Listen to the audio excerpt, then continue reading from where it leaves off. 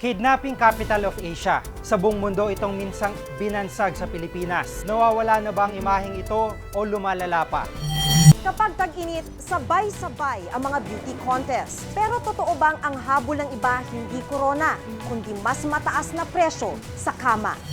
Maraming kantsaw sa ating mga bumbero. Pero ano nga bang dahilan kung bakit hindi sila agad nakakarating sa mga nasusunugan? Personal naming inalam, sinaliksik ang bawat anggulo. Bawat detalye kinumpleto. Ang lahat ng yan ay nakatala sa Reporter's Notebook.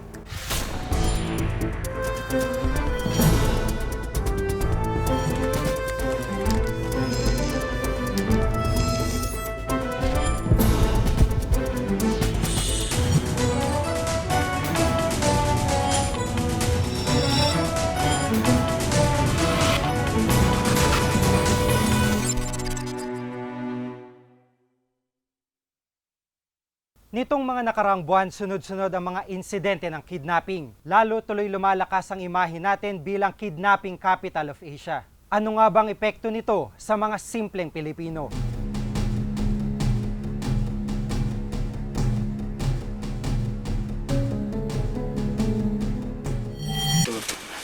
Pero tik siguro kaya.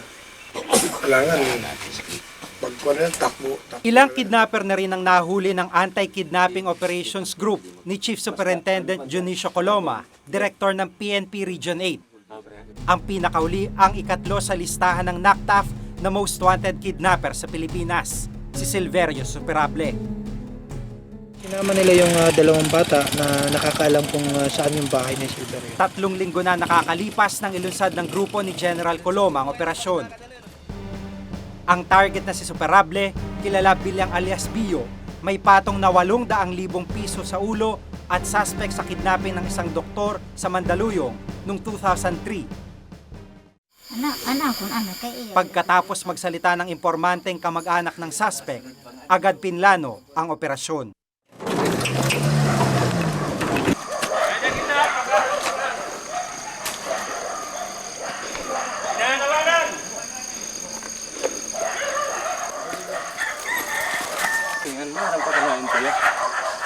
Isa sa mga naabutan ng mga pulis sa lugar ang kapatid ng suspect, pero itinanggi niyang naroon si Bio.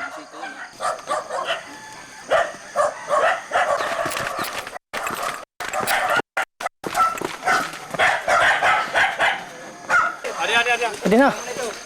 Di nagtagal, na-corner ang suspect sa isang bahay. Ay, inoy.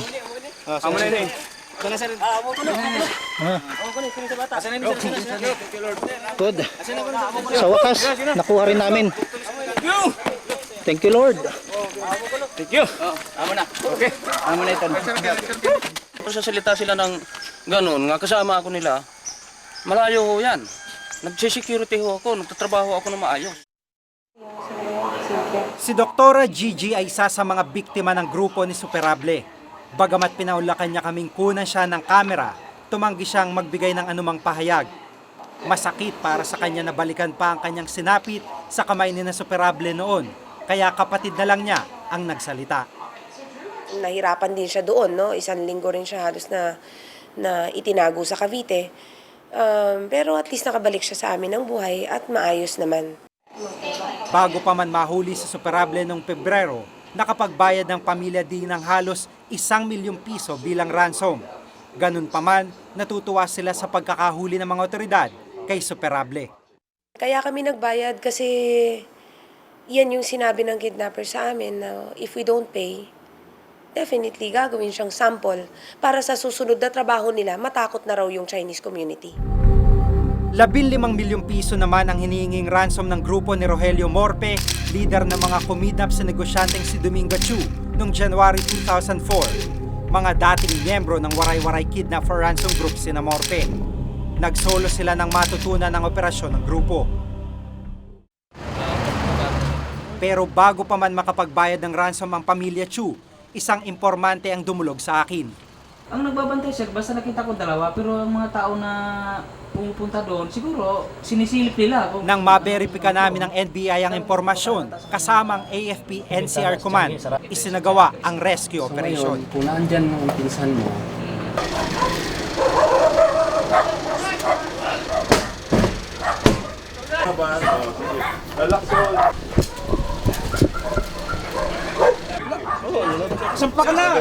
Secure mo na victim.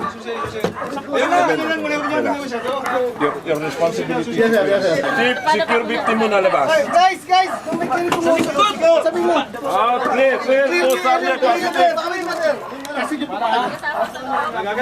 Okay, si Mrs. Q. Hindi nyo ganun ng picture man lang na doon. Nailigtas si Dominga Chu.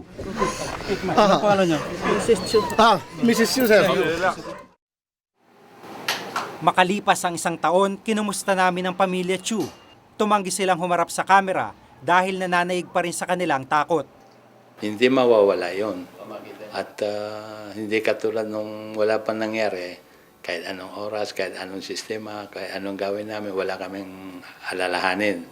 Ngayon, medyo merong kunting alalahanin na halimbawa, may gagawin mo isang bagay, hindi nawawala yung kakaroon ka ng dalawang isip. Pinipilit ng ibaon sa limot ng pamilya Chu ang alaala ng kidnapping. Malaki ang naging pagbabago sa kanilang buhay dahil dito. Sana magiging maayos-ayos sana yung situation sa Pilipinas. Wag sana yung puro kidnap, puro snatcher, puro magnanakaw. Para naman peaceful lang mga tao dito. Hindi mag-isip kung saan-saan pupunta para sa security ng sarili nila. Now, our integrated efforts. Sa nakalipas na 10 taon, mahigit 2,000 kidnapping cases nang naitatala. Sa loob ng panahong ito, mahigit 1.2 bilyong piso na ang naibabayad na ransom. Nung nakarang taon, halos 100 ang mga naitalang kaso ng kidnapping. Sinasabing marami ang hindi lang ipinaabot sa pulisya. Pag may nag-succeed na isang kidnapping, magiging 2 yon. Yung 2 magiging 4. Yung 4 magiging 8. Kasi hindi nahuhuli. Kasi kung pacer lang, walang cooperation yung pamilya ng biktima, dagang mahirapan kami. Ang kaso ni Betty Chuasi marahil ang isa sa pinakamaingay na kaso ng kidnapping sa bansa. Bago pa man siya naisalba ng kanyang pamilya at mga otoridad noong 2003, pinatay si Betty ng mga miyembro ng waray-waray group na dumukot sa kanya. Masakit na masakit. Maski na, halimbawa, nahatulan na ng kamatayan yan, siyempre medyo nakakaigi na sa damdamin namin yun, makakaano na kami.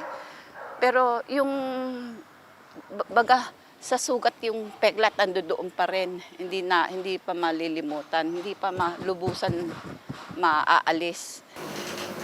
Ayon kay Professor Felipe Medalla ng UP, karaniwang biktima ng kidnapping ang mga Chinese, kadalasan mga negosyante. Marami sa kanila nag-decide na lumipat na ibang bansa o nag-decide na malaking bahagi ng kanilang kayamanan ilabas na ng Pilipinas. Rachel Gumabaw. Ayon pa kay Medalla, dahil sa kidnapping, apektado rin ang ibang international observers at foreign investors. Hindi lang ang mga Filipino-Chinese ang affected. Affected din yung mga international observers na nag-iisip pumasok sa Pilipinas pero nakikita nila na nakikidnap ang Filipino-Chinese. Naturally, sabihin nila, baka kami ang susunod. Si Zen Herrera, third year college sa San Beda, 5 buwan ang nawawala. Ayon sa kanyang inang si Army Alba, Oktubre nung nakarang taon nang biglang dukutin mula sa kanyang minamanayang sasakyan, si Sen. Isang text message ang pinakita sa amin ni Army kung saan 20 milyong pisong ransom ang hinihingi ng mga dumukot sa kanyang anak. Kahit sinong ina, hindi niya matatanggap sa isip niya, sa puso niya na mamamatay ang anak niya, lalo na kung wala namang kasalanan. Yung anak ko, estudyante, tahimik na namumuhay. Ibig ko sabihin, hindi naman kami yung mga, kung may mga negosyo bang mga malalaki na dapat kidnapin ng bata. Pero maliban sa text, hanggang ngayon, wala nang narinig si Army mula sa mga dumukot kay Sen. Sana isoli na nila yung anak ko. Kasi hindi ko alam kung buhay pa ang anak ko, kung patay na. Wala, maawa sila. Capital offense ang kidnapping ayon sa batas. Death penalty ang dapat nakatumbas na parusa. Pero dahil may moratorium sa death penalty, life imprisonment lang ang pinapataw na parusa rito. Bagay na hindi sinasang-ayunan ng ilan. Sana naman ipatupad na yung death penalty law. Bakit kailangan lagyan ng moratorium? Hindi tuloy natatakot yung mga kidnappers na gumawa ng krimen. Total, maliit lang yung chances nilang mahuli. Isa ito sa mga sinasabing dahilan kung bakit walang habas pa rin ang kidnapping. Higit pang nakakabahalang sinasabing pagkakasangkot ng ilang sundalo at pulis sa krimeng ito. Michelle, gumabaw! Matapos madawit ang dating kongresistang si Denz Roldan sa kidnapping, 3 suspect namang sangkot sa kidnapping din ang nahuli ng CIDG sa Taguig nung nakarang linggo. Ang isa sa kanila, pulis. Ang lumalabas na mastermind, pulis din. Hindi na bagong pagkakasangkot ng ilang mga otoridad sa mga krimen. Ngunit ayon sa pamunuan ng PNP, hindi sila nagpapabaya sa pagpaparusa sa mga kasama nilang nasasangkot dito. Kasiraan na rin sa amin ito, kaya hindi namin pinapayagan na may mga kapulisyahan na na-involve sa ganitong klase ng gawain. Kaya nung malaman namin na may involved na pulis dito na sinasabi nila, at nasabi ko sa aking boss, immediate kagad na sinabi niyang operatin namin ito at hulihin. Yun ang unang-unang binili niya. Kung may pulis talaga involved dito, hulihin niyo at dalhin niyo sa opisina at filean natin ang kaso. Harap ng tao eh. Nakausap namin ang isang dating kidnapper at ngayon police asset na si Bert. Hindi niya tunay na pangalan. Pinatotohanan niyang pagkakasangkot ng ilang mga opisyal sa kidnapping. May mga military, may police. Ganyan. Doon naman gagaling ang armas niya. Hindi naman makakapagdala ng malalakas na armas niya kung dito sa mga taong yun. Naging driver daw siya ng waray-waray kidnap for ransom group. Inihayag din niya sa amin kung paano nabubuo at gumagalaw ang isang KFR group. Ayon kay Bert, nagmumula ang plano ng grupo sa tagabigay ng impormasyon o tipster kung siya'y tawagin. Papaliwanag ng tipster na bawa nag-iisang anak, nag-iisang apo, ganun. Ito kabuhayan niya, ganun ang mga negosyo niyan. Ganitong oras umaalis yung mga magulang, yung anak. Ganitong oras papasok, ganitong oras uwi, sino naghahatid, sino sumusundo. Dagdag pa niya, kadalasang kakilala raw o malapit sa pamilya ng mga biktima ang tipster. Bukod sa tipster at driver na gaya ni Bert, marami pang ibang miyembro na may kanya-kanyang assignment ang isang KFR group. Iba ang tagadukot sa biktima, iba ang tagatago sa safe house na kadalasan ay 5 hanggang 10 katao. Ang financier ng grupo ang kadalasang nakikipagnegosasyon sa pamilya ng biktima para sa ransom. Sinabi mong magkanong hinihingi, konting tawaran lang yun, sandali lang, bigayan na. Sa financier nagmumula ang pondo ng operasyon kabilang ng mga armas, sasakyan, pera, pagkain at iba pang gamit. Kaya pagdating sa hatian ng ransom, mahigit kalahati nito ay napupunta sa financier. Ang matitira ay paghahatian ng grupo. Nananatiling masalimuot ang problema ng kidnapping hanggat hindi nagkakaroon ng ngipin ng batas at may mga nakauniformeng kadikit ang mga krimen gaya ng kidnapping. Tila isang pangarap na lang na mawala pa ang kalakal na ito. Ako si Giga Malikad at itong nakatala sa aking Reporter's Notebook.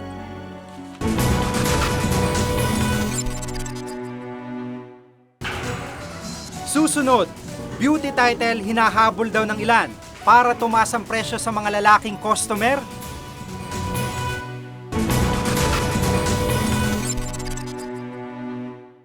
$36, $25, $36, 5'3" pataas. Maganda.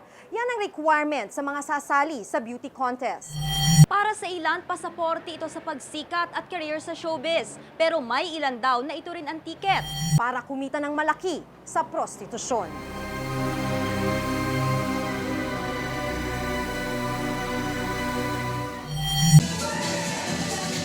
Maliban sa basketball at boxing, mga beauty pageant ang isa sa kinahuhumalingan ng maraming Pinoy. Maraming ang bata pa, pangarap ng maging beauty queen. Isa na sa mga batang ito noon si Nadia. 17 taong gulang pa lang siya nang sumari sa isang national pageant. Bata pa lang ako, medyo every time na manonood ako ng beauty pageants, nagkakaroon ako ng goosebumps. Parang gusto ko talaga, sabi ko sa sarili ko, one day, gusto ko mag-ramp model din ako, maging beauty queen. Pero di niya inakalang sa likod ng pinong pagkilos ng lahat ng nasa entablado, nakatago ang pangit na gawain, prostitusyon.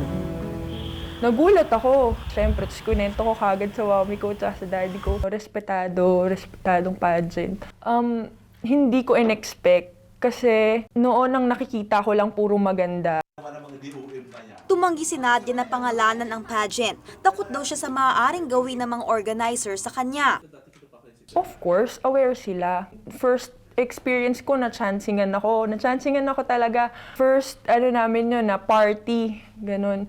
Tapos, umiyak talaga ako. Pumunta ako ng CR. Ang masaklap, nang magsumbong siya sa organizer, siya pa ang napagsabihan. Sabi nila, basta sa susunod daw, hindi na daw mauulit, ganun. Wag ko na lang daw bastusin na yung mga sponsors, ganun. Wag ko na lang daw bastusin. Basta treat them well. Maraming mga Pinay ang nangarap at patuloy na nangangarap na magkaroon ng corona. Pero ang ilan sa kanila sa halip na matupad ang panaginip, bangungot at pang-aabuso ang napala. Kung si Nadia ay walang kamuwang-muwang nang sumali sa pageants, si Asia, kaibigan ni Nadia, ay mulat na mulat sa mga kalakaran dito. 23 taong gulang pa lang si Asia, 4 na pageant na ang kanyang nasalihan. Malala daw talaga ang bugawan sa mga ito. Kakausapin ka, ganyan. Sa akin pang tinawagan pa ako, nag-o-offer sa akin na sa ibang bansa, tapos i-check-in na lang daw niya ako sa isang hotel, ganyan. Kapalit ng sex, kung ano-ano daw ang ipinapangako ng mga DOM. Bibigyan ka nila ng trabaho, bibigyan ka nila ng kondo, ng sasakyan. Kung ano hilingin mo, bibigay nila. Siyempre may kapalit yan in return naman, di ba? Mas malala pa rito ang naging karanasan ni Nina, dating kandidata sa isang Bikini Open. Sa akin niya daw po ibibigay yung title nung contest na Bikini Open. Tapos yun nga daw po, wala daw po siyang asawa, wala daw po siyang pamilya. So papakasalan niya daw po ko, kaya yun, nangyari po sa amin. Like one night stand. 15 taong gulang siya nang mangyari ang insidente. Hindi niya matanggap ang kanyang naging kapalaran. Nagamit na siya, umuwi pa siyang talunan. Sisisi nga po ako dun sa nangyari kasi napaniwala niya po ako na ganun. Aminado si Jude Landan, isang talent handler na lumalala ang bugawan sa mga pageants ngayon. 13 taon na siya sa industriya. Humahantong sa prostitusyon. Pero yung prostitusyon na tinatawag, kung ang alaga mo, na-train mo ng maayos, sinabi mo lahat yung dapat niyang gawin, at hindi siya nasisilaw sa pera, kasi dito talagang masisilaw ka sa laki ng pera eh. Lantaran na daw ang kalakarang ito. Una, pag nag-check-in, dyan, maraming nangyayari dyan, mga out of town, mga location. Doon nagaganap ang mga bugawan. Maging mga talent handler daw ng mga kandidata, nagiging bugaw na din. Maraming sa panahon ngayon maraming talent handlers na sila mismo nagbubugaw sa alaga nila. Talagang yun ang intention nila sa isang contest. Sang-ayon dito si Roy, 15 taon ng talent handler. Sumasali lang daw ang ilang kandidata para pataasin ang presyo nila bilang prostitute. Umaabot daw minsan sa milyon ang gastos ng DOM sa isang kandidata.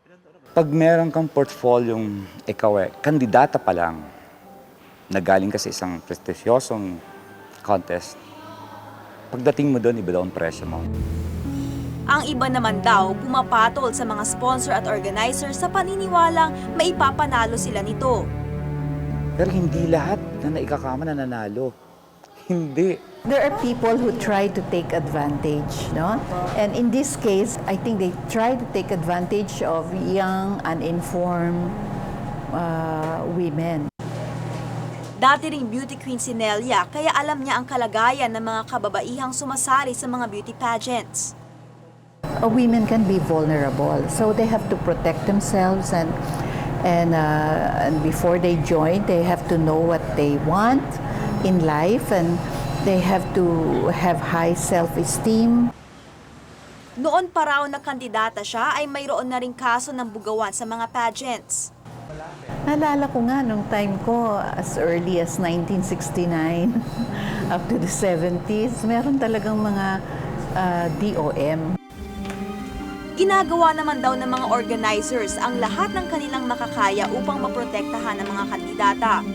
It's up to the candidates really, and it's up to the chaperone to prevent yung mga incidents na gano'n. Sina Nadia at Asia hindi pumatol sa pambubugaw na nangyari, pero pareho pa silang nagwagi sa mga pageants na sinalihan nila. Kung dream mo talagang maging isang beauty queen, hindi lang yan sa physical, hindi lang yan sa emotional. Dapat matatag din yung relationship mo with God kasi marami kang mararanasang mga experiences na hindi mo akalain. Kaya dapat maging matatag ka.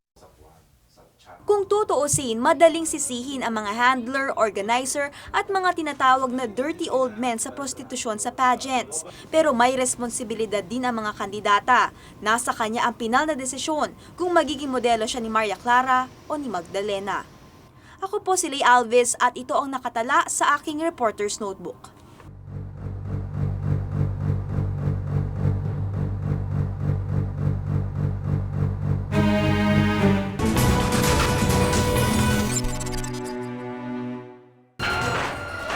Susunod, luma at sira-sirang gamit ng ating mga bombero.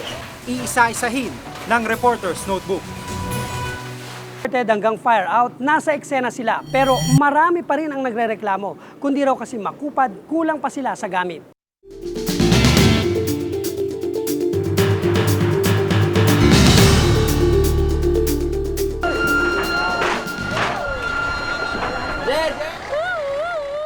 Malupit ang hagupit ng apoy, maaaring sumunog ng ari-arian, o di kaya buhay ang kitilin. Kaya naman ang ating mga bumbero talo pa ang kidlat sa bilis ng pagkilos, kahit na ang armas nila sa panlaban minsan kulang. Mataas yung level, unang alert level 5. Huwebes Santo sa Barangay Holy Spirit, Quezon City, inabutan namin ang isang sunog. Ayun.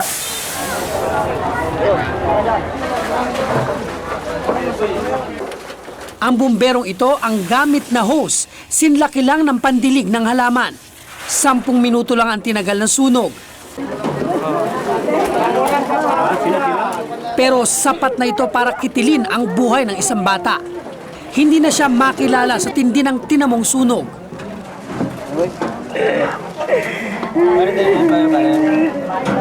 Asan ka ba kasi? Mama, bumili na kami ng tinapay. Pinagsabi ako kay mga adik. Sabi ko, patayin niya yan. Dito na lamang kayo. Lumayas nga kayo. Buhay ang nakataya, hindi lamang ng mga nasusunugan, nalalagay rin sa alanganin, pati ang buhay ng mga lumalaban sa sunog. At pinalala pa ito ng kondisyon ng kanilang mga kagamitan.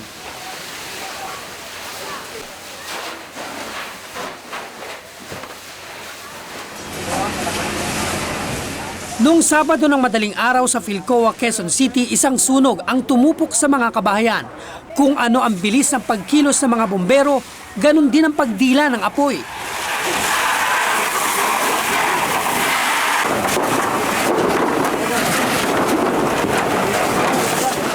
Sabado de Gloria pero ang trabaho ng mga bombero tuloy pa rin. Dahil masikip ang daan, nahirapan silang pasukin ang lugar.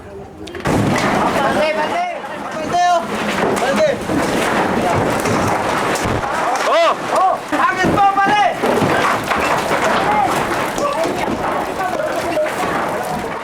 Mula sa 15 levels of alert, nasa level 9 na ang sunog. Ibig sabihin, kalat na ang apoy. Kaya naman may 50 truck ang rumisponde rito. May tubig pa ba? Wala nang tubig eh. Kulang sa tubig. Wala akong suporta ng tubig. Naku, paano po yan ang gagawin natin, Manong? Lalakad. Di ba lahat ng mga dumadating na bumbero dadalhin sa ano? Bukod dito, wala silang breathing apparatus para makahinga sila sa makapal na usok. Hindi rin fire resistant ang uniforme ng iba. Tulad na lang ng isang ito na nakamaong lang. Pati ang boots dapat daw fire resistant pero ang suot ng bumberong ito ordinaryo lang. So, Manong, itong botan niyo ba? Yung sasabi nila na parang high-tech ba to? Yung parang fire resistant ba? Fireproof? Hindi, nabili ko na lang sa department store eh. Ano pa? Nabili ko na lang sa department store. Inabot ng 4 na oras ang sunog at natupok ang may 500 kabahayan. Ayon sa mga bumbero, mas napabilis sana ang pagpatay ng apoy kung kumpleto lang sila sa gamit. Hindi lang sa Maynila ang may ganitong kondisyon ng mga bumbero. Sa Paumbong, Bulacan, tila mas malala pa. Ito ang kaisa-isang fire truck dito sa Paumbong, Bulacan na re-responde sakaling magkasunog sa 14 na barangay. Pero ang problema, hindi ito gumagana kaya kinukumpuni pa. Kaya kung magkakaroon ng sunog, walang re-responding truck, kailangan pang manghiram sa ibang bayan. 4 lang ang bumbero nila, 14 ang kinakailangan nila.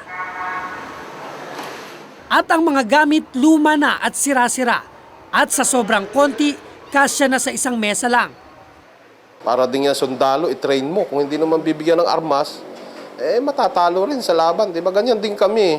Kahit anong gagaling namin dito, pagka wala kaming maayos na gamit, wala rin. Sasabihin, pupunta ang bumbero, walang tubig. Pero hindi naman ganun. Minsan nagmamalfunction lang. Bukod dito, wala pa silang opisina. Pinahiram lang sa kanilang espasyo sa gitna ng munisipyo at kulungan. Base sa aking pagtatanong, saka simula nung ako'y na-recruit, 1986 pa, hindi nagkaroon dito ng fire station. Wala talaga rito sa Paumbong. Nasa 3,000 truck ang kailangan ng bansa. 1,000 lang ang meron tayo. Sa ngayon ay may 15,000 bumbero naman sa bansa. 2,000 dito ay nasa Metro Manila. Kaya naman naisipan ni George Go Piensiong ng Volunteer Firefighters of the Philippines na magtayo ng samahan ng fire volunteers. Mayroon silang 1,500 na miyembro na nagsimula pa noong 1986 sa Chinatown. Itong Chinatown Volunteer, itong mga business establishment, sila nadodonate dito. Pagdating sa ibang street naman, Ongpin o Soler, meron naman doon mga businessman. Sila din gumagawa ng sariling association nila. Sa ngayon ay may 38 istasyon sila sa Kamaynilaan. Tila daig pa nila ang gobyerno. Meron kasi silang hotline na dial 16016 para sa nasusunugan. Sa 10 sunog dito sa Manila, mahigit kalahati kami na una nalalaman. Once na kami nalalaman, sinashout namin si radio na. Tapos napapansin mo ngayon, sa sunog, maraming tumatak sa 16016. Very effective. Aminado si Rogelio Asignado, Chief ng Bureau of Fire Protection o BFP. Malaki ang kakulangan sa kanilang ahensya. Sa 3.6 billion pesos na pondo kasi nila ngayong taon, 84% dito ay sa sweldo ng mga bumbero mapupunta. Kaya hindi nakapagtatakang wala silang gamit. Hindi rin nila kayang taasan ang 6,000 basic pay ng mga bumbero. Pero ayon kay Van Resurrection ng Foundation for Filipino Firefighters, isang NGO, hindi lang naman pera at gamit ang problema ng fire system sa bansa. Dapat daw ay pahawak na lang sa mga mayor ang fire station ng bawat munisipyo para sa pagkontrol at pagbudget. The logic there is the command responsibility is placed on one official alone who will answer, siyang sasagot sa kanyang constituents kung medyo hindi na kakaroon ng magandang serbisyo yung fire protection. Siguro tama yon. Meron kaming mga naririnig na dapat i-devolve, ilagay na sa mga LGUs, pero ang una sigurong dapat nating pagtuunan ng pansin, yung kapasidad ng LGU na bumalik ka talaga sa fire prevention, sa fire suppression, saka sa firefighting capability. At ang nakadidismaya daw, hanggang ngayon ay wala pa tayong National Fire Safety Program na siya sanang pinakaplano ng gobyerno sa sistema ng sunog. Pero unang linggo ng Marso ay nilunsad ng BFP ang programang National Junior Fire Marshal. Dito ay kumukuha sila ng estudyante mula high school hanggang kindergarten sa buong bansa para turuan kung paano maiiwasan ang sunog. Malaki nga naman ang matitipid kung iiwas sa sunog kesa pagpapatayin mo kung kailan nandyan na. Pero lahat ng nakausap namin ay iisa ang sinasabi. Hindi masusolusyonan ng problema hanggat hindi natututo ang mga tao. Tulad na lamang sa Agam Road kung saan nagkasunog nitong March 6. Nagtuturoan na magkapitbahay na ito kung kaninong gasera at kawad ng kuryente nagsimula ang sunog. Marami mga kapitbahay na nandyan kami lahat, nandito yung apoy. So talagang dito po sa inyo nagsimula, te? Ganun ba? Oo. Hindi, makita nyo naman kung dito sa amin nagsimula. Bakit ganun nasa palagitnaan namin nag-uumpisa? Bakit sa palagitnaan namin natutupok? Yun na nga sinasabi ko diba? Parang isinasabi niya na sa kapitbahay. Jenny, ang nakakita ng apoy.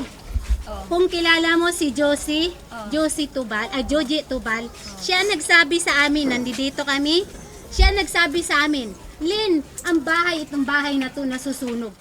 Nasa 3 hanggang 10 bilyon ang halaga ng ari-ariang natutupok ng apoy kada taon at kada taon din nasa 300 ang namamatay at 600 ang nasusugatan.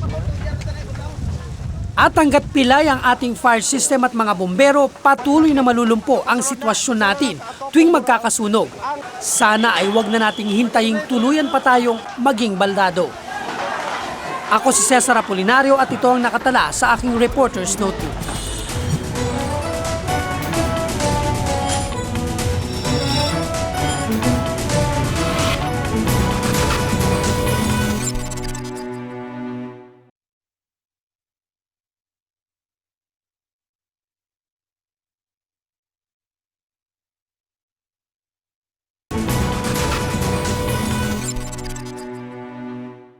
Kung may nais kayong ipasiyasat na isyo balita, maaari kayong tumawag sa aming numero 928-4239. Maaari rin kayong mag-email sa reportersnotebook@gmanetwork.com. At para sa karagdagang impormasyon, mag-log on lamang po sa www.igma.tv.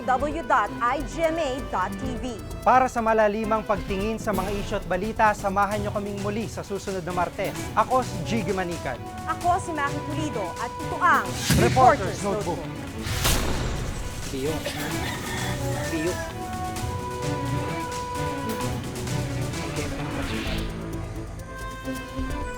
Silver yung separate. Amo na. Okay. Amo na ito. Kung sasalita sila ng mga kasama ko nila, malayo yan.